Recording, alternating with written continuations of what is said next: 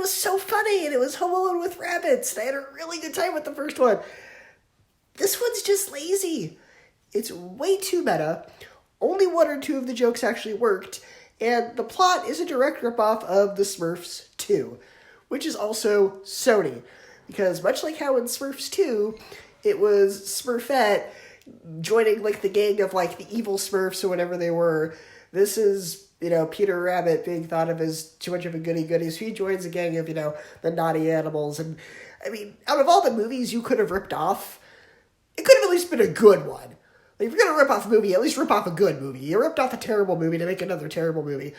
And it's both ironic and hypocritical that this film is commenting on artistic integrity and selling out when the film is doing that very thing to the book. It relies on modern references and top 40 hits that are going to be dated by next year, if not sooner. And Sony blamed a certain outbreak, whose name I can't say because YouTube will flag this video. They blamed a certain outbreak on this film being delayed 4 times.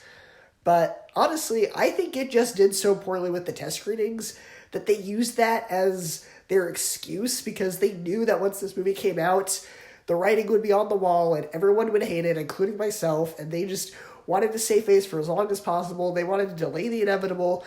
Honestly, Beatrix Potter is rolling in her grave, and I seriously hope that her estate or whoever is in charge of the rights to the Peter Rabbit stories does not give Sony funding for a 3rd film, because I do not need to see this book get chopped up to pieces and ruined anymore. I do not need to see this franchise get any worse.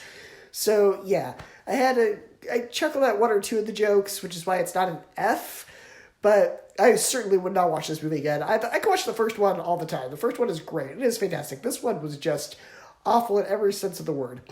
I give this one a D, a 1 out of 5, and a 2 out of 10 stars.